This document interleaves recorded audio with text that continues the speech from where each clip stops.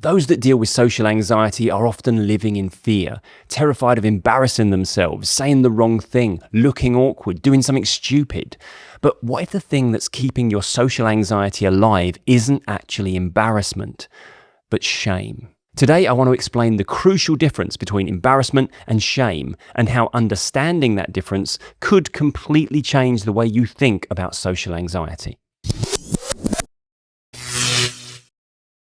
Hi, I'm Tim Box, mind coach and anxiety therapist, and for the last 15 years, I've been working one-to-one with clients, both in person and online, to help them get the other side of their anxiety issues and to help them start enjoying life again without anxiety getting in the way. If you've watched some of my videos before, then you'll know that I don't see emotions as our enemies. Turns out every emotion has a purpose that ultimately has some positive intention. Fear steers us away from danger. Anxiety focuses our attention on what our mind believes is important. Anger inspires us to right the wrong. But what about embarrassment? Why do we blush? Why do we want the ground to swallow us up? Why does saying one awkward sentence sometimes stay with us for years? Well, understanding embarrassment actually tells us a huge amount about social anxiety, not just why we suffer with it, but how we get the other side of it. When I ask clients what they're really afraid of in social situations, they rarely say they're frightened of people. They don't usually say they're frightened of conversations either. What they often say is, I'm scared of embarrassing myself. So why does embarrassment itself feel so devastating?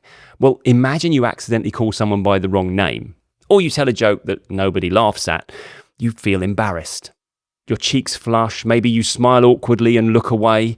Most people think those physical reactions are evidence that something has gone wrong. It can feel like we're leaving ourselves exposed and open to ridicule and negative judgment. But when you think about it, those reactions are evidence that your mind is working exactly as it's supposed to. Thousands of years ago, being accepted by your tribe mattered. If people liked you, they wanted you around, and then life was a lot safer. Embarrassment became a wonderfully clever way of helping us stay connected. It's a part of us flagging up a mistake and saying, that didn't quite go as planned socially, learn from it. At the same time, our body is kind of communicating to everyone else. I recognize I've made a mistake. I'm not trying to offend anyone. Please don't judge me too harshly. In that framework, embarrassment isn't a punishment. It's a healthy social emotion, attempting to correct a misstep for future reference. The problem starts when we make one tiny mistake, a mistake that most of us don't even realize we're making. Instead of thinking, I did something awkward, we start thinking, I am awkward. Instead of, I said something stupid, we conclude, I am stupid. In that moment, we stopped judging our behavior and started judging ourselves. That's when embarrassment has become shame. And those two things are completely different. Embarrassment says, that behavior didn't work. Shame says, that person doesn't work. It might not feel like a huge leap in our cognitive process, but it's huge for our own self-worth, and as a result, how we feel about ourselves moving forwards. Once shame enters the picture, something slightly insidious happens. The next time you're invited somewhere, you aren't just hoping not to embarrass yourself, you're trying to avoid confirming something you already fear might be true about yourself. If you already believe you're awkward or boring or manifestly unlikable, every conversation becomes a quest to conceal your true self from those that would reject you if they only knew how worthless you really are. So your attention narrows and you begin monitoring yourself. You think carefully before every sentence, or whenever possible, just say nothing at all if you feel you can get away with that without seeming strange or rude. Ironically, it's that self-monitoring and, more importantly, self-censoring that often makes you feel less natural, which of course only increases the chances of feeling embarrassed and strengthens those feelings of shame. Before long, you've created a feedback loop. Embarrassment leading to shame, which in turn lowers your self-esteem and creates more anxiety. The exact anxiety that has you fearing embarrassment in the first place. When I was dealing with social anxiety, I eventually started avoiding social situations altogether. Not because I was afraid of people, but because I was afraid of confirming the story I'd started believing about myself.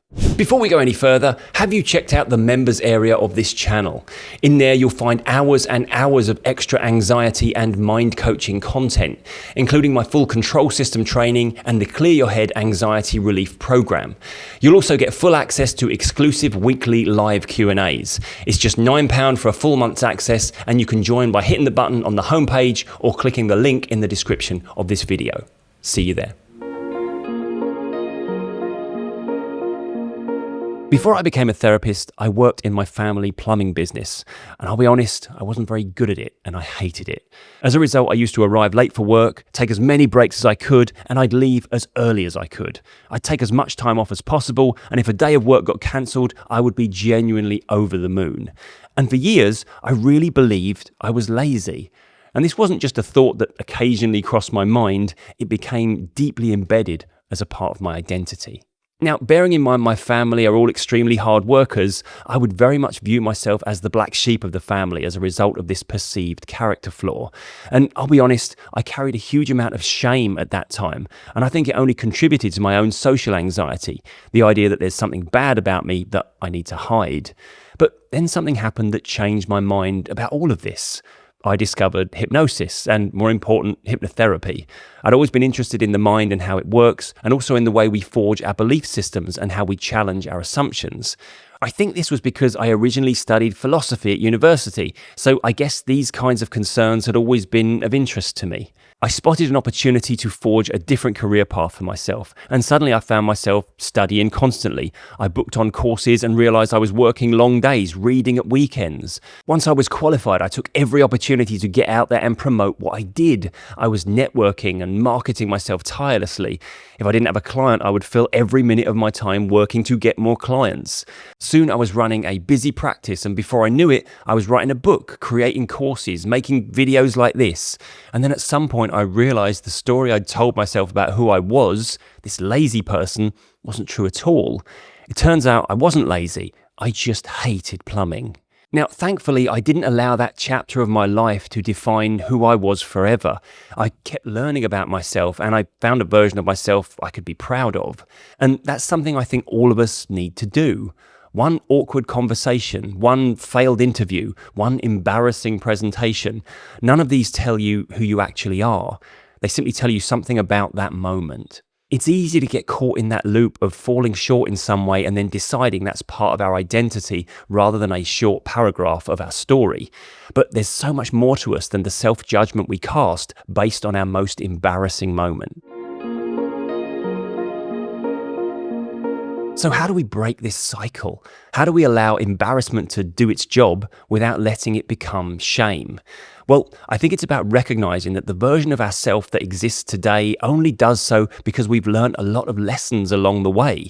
We learned the majority of these lessons by making mistakes. The version of you that is watching this video knows more than you did 10 years ago, and along the way you've taken a fair few wrong turns. Do we judge ourselves on those mistakes and hide away in fear that others will make a similar judgment?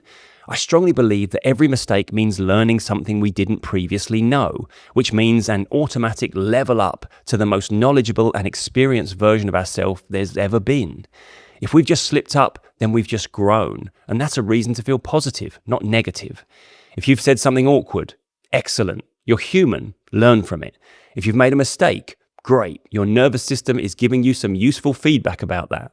But whatever you do, don't confuse that feedback about your behavior with evidence about your identity. Those are two completely different things.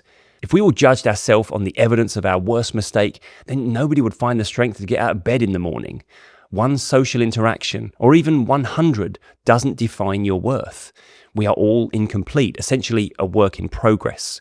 You will continue to learn and continue to grow. Don't make a final judgment about yourself when, no matter where you are now, the story continues. So if you take one thing away from today's video, let it be this. You don't need to fear the moments of embarrassment. Embarrassment is healthy. It's trying to help you stay connected. Shame might seem like the next logical step, but it's simply a conclusion you've learned to draw based on one of your worst moments. Well, conclusions can be questioned, they can be challenged, and they can be changed. It's okay to allow embarrassment to teach you about your behavior. Just don't let it teach you who you are.